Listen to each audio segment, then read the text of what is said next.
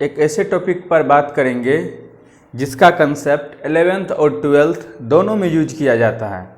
वो है greatest integer function, महत्तम पूर्णांक फलन। क्या है टॉपिक का नेम? ग्रेटेस्ट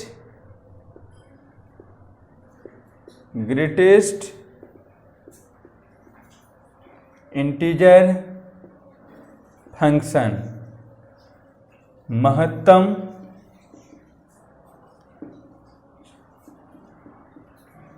पूर्णांक फलन। इसे हम लोग GIF भी बोल देते हैं, ग्रेटेस्ट इंटीजर फंक्शन। क्या बोलते हैं? GIF भी। होता क्या है, इसे ये डिनोट किया जाता है, greatest integer function of x को इस तरह से डिनोट किया जाता है, जिसका फार्मूला होता है x minus fractional part of x। 2.1 का ग्रेटेस्ट इंटीजर फंक्शन क्या होता है? 2।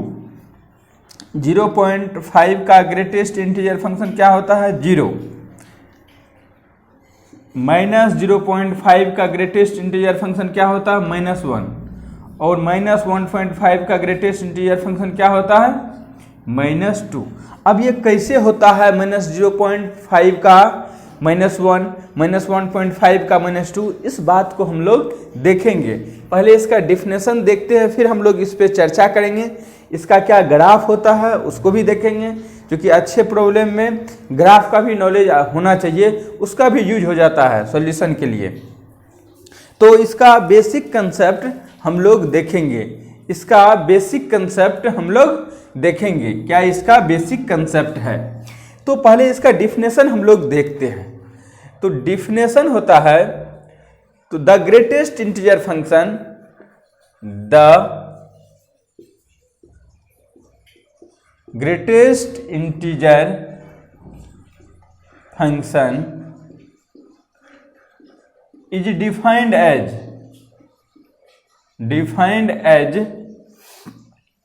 the greatest defined as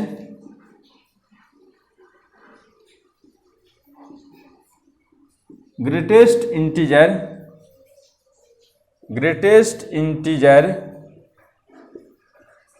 less than or equal to x।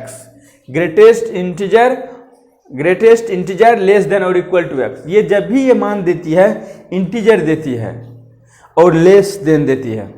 जैसे हम लोग अभी देखे थे 2.1 का ग्रेटेस्ट इंटीजर फंक्शन 2, लेकिन 0.5 का ग्रेटेस्ट इंटीजर फंक्शन 0 और -0.5 का -1। ये कैसे? तो इस पे हम लोग चर्चा करेंगे। इट इज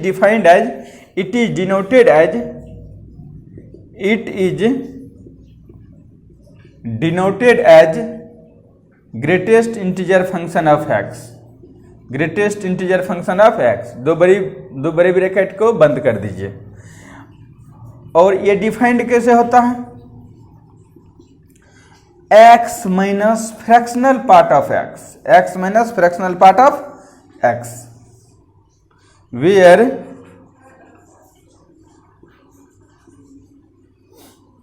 इसे बोलते हैं, ये क्या है? ग्रेटेस्ट इंटीजर फंक्शन,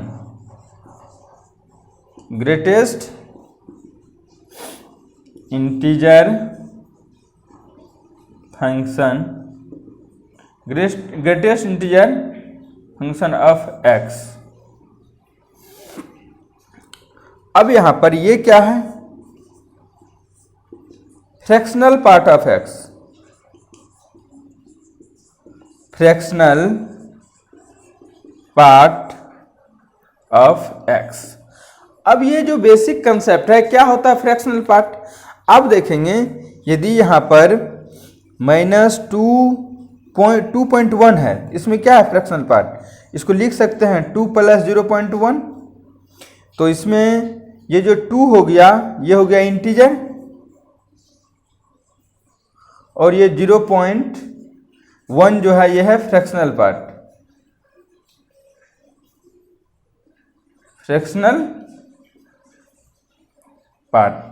ये हो गया फ्रैक्शनल पार्ट। इस तरह से हम -2.6 को क्या लिख सकते हैं? -3 प्लस 0.4, तब तो -2.6 होगा। तो यहाँ पर -3 हो गया इंटीजर और ये हो गया फ्रैक्शनल पार्ट। क्या हो गया? Fractional part. तो इस ढंग से हम लोग इसका यूज करते हैं। अब ये देखेंगे कि 0.1 का फ्रैक्शनल पार्ट क्या होता है, 2 का क्या होता है, फिर उसका ग्राफ क्या होता है। आपको ये कंसेप्ट की ये इट इज डिनोटेड है, इसे इस ग्रेटेस्ट इंटीजर फंक्शन को ये दो बड़ी ब्रैकेट के बीच में रख सकते हैं आप। ये ऑलवेज क्या होता है, इंटीजर मान देती है। ये ऑलवेज क्या करती है, इंटीजर मान देती है।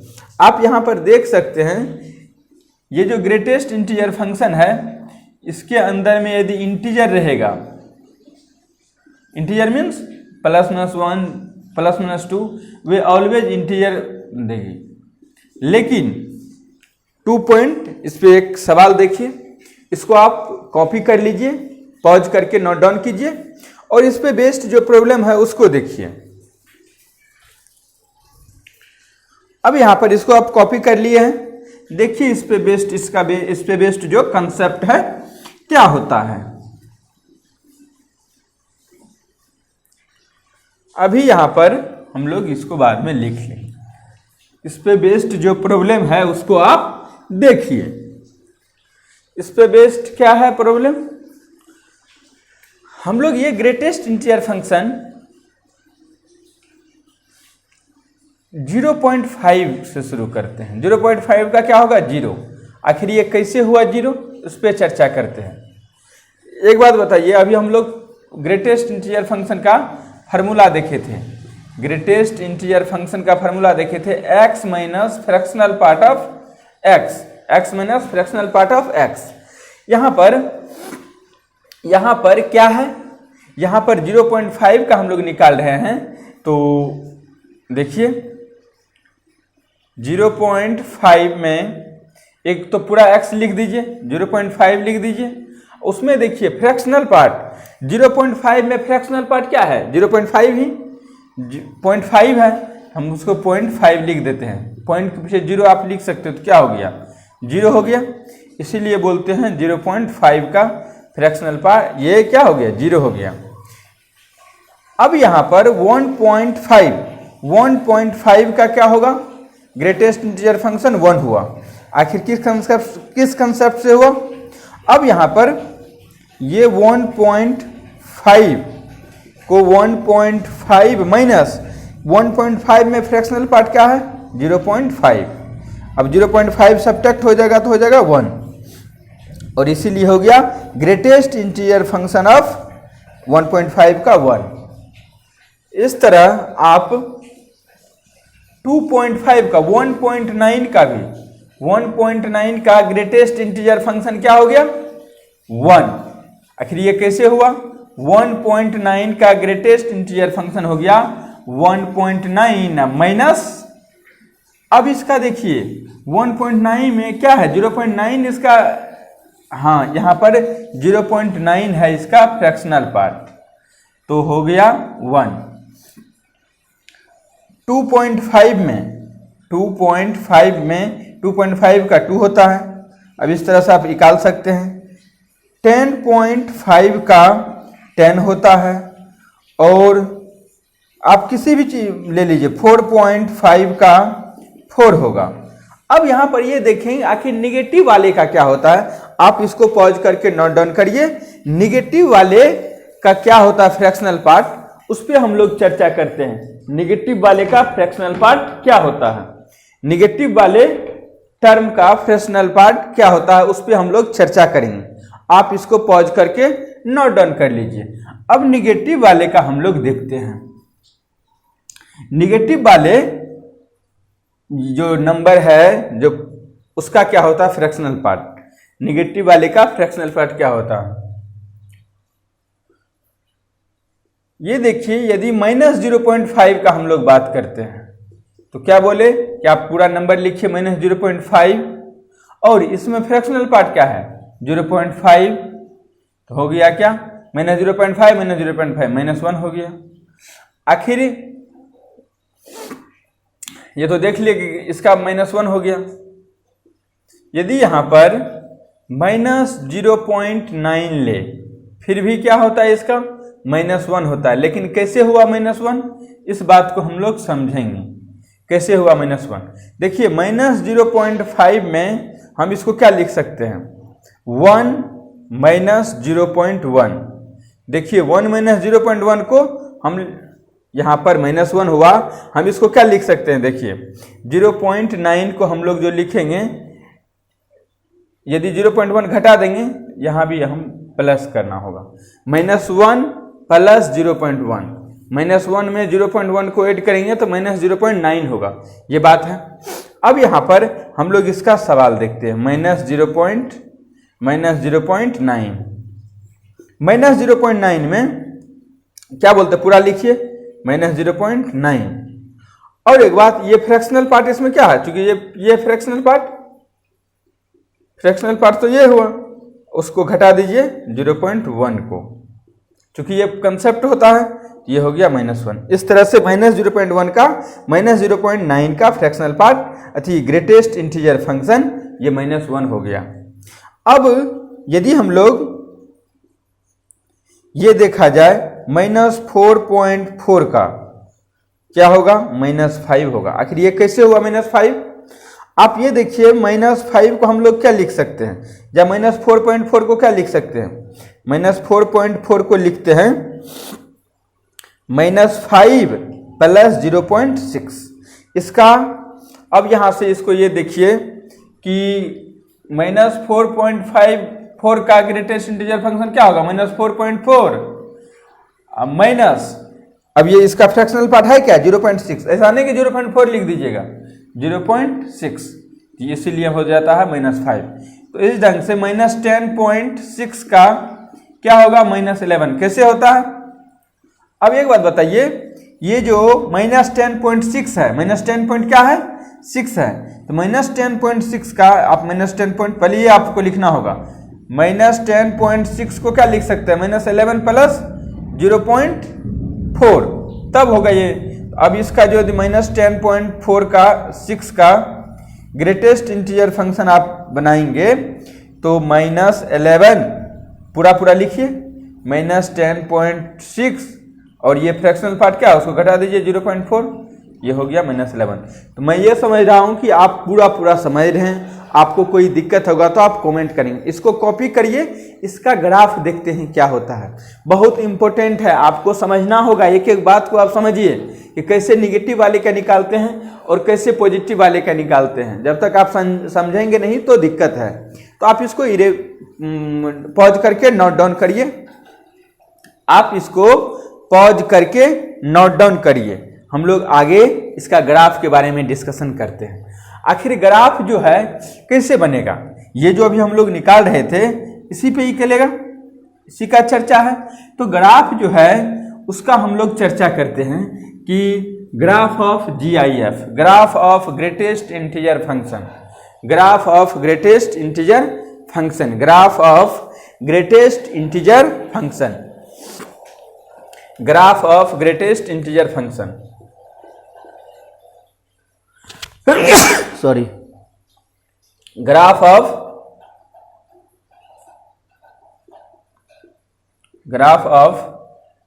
GIF। आप क्या करिए, यहां पर आप पहले यहां पर एक्सिस हम लोग तो बना ही लेते हैं, ये तो हम लोग को बचपन पूरा पहले का काम है। और यहां पर 0 1 2 ये भी दिखाएंगे, ये x एक्सिस है और ये y एक्सिस है।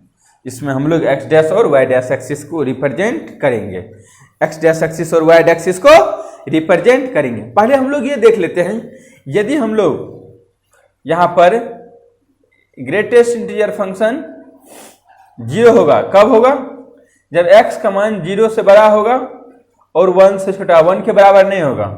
ग्रेटेस्ट इंटीजर फंक्शन 1 होगा, कब होगा, जब 1 से x का मान 1 से बड़ा होगा और 2 से छोटा होगा। देखिए ये सब कंसेप्ट है छोटा छोटा, इसको आप ध्यान रखिए। ग्रेटेस्ट इंटीजर फंक्शन 2 होगा यदि आप 2 से x कमान 2 से बड़ा होगा, बराबर भी होगा, और 3 से छोटा होगा।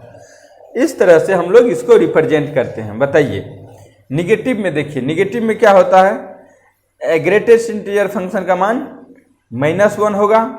यदि यहाँ पर देखिए क्या होता है, x का मान 0 से बड़ा होगा,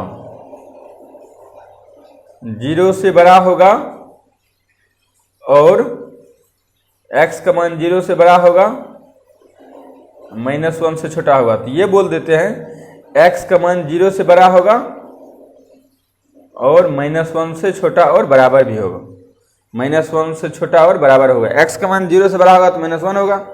इस तरह से हम लोग ये बोल सकते हैं -2 कब होगा, यदि x का मान -1 से बड़ा होगा और -2 से छोटा और बराबर भी होगा। तो ये इस ढंग से आप बताइए यहाँ पर इसको कैसे रिप्रेजेंट करेंगे।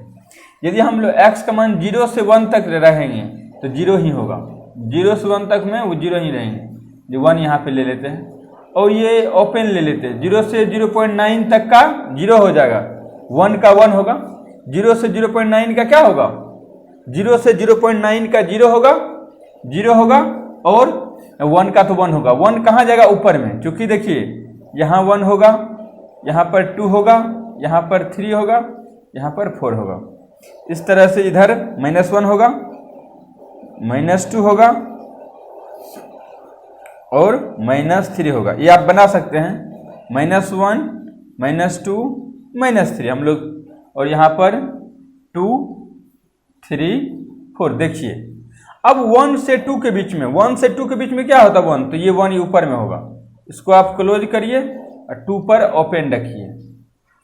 और 2 से 3 में क्या होता है, 2 होता है, तो ऊपर में यहाँ आप क्लोज करिए, 3 पर ओपन रखिए। 3 से 4 में क्या होता है, 3 होता है, इसमें आप क्लोज करिए, 2 में 4 में ओपन करिए।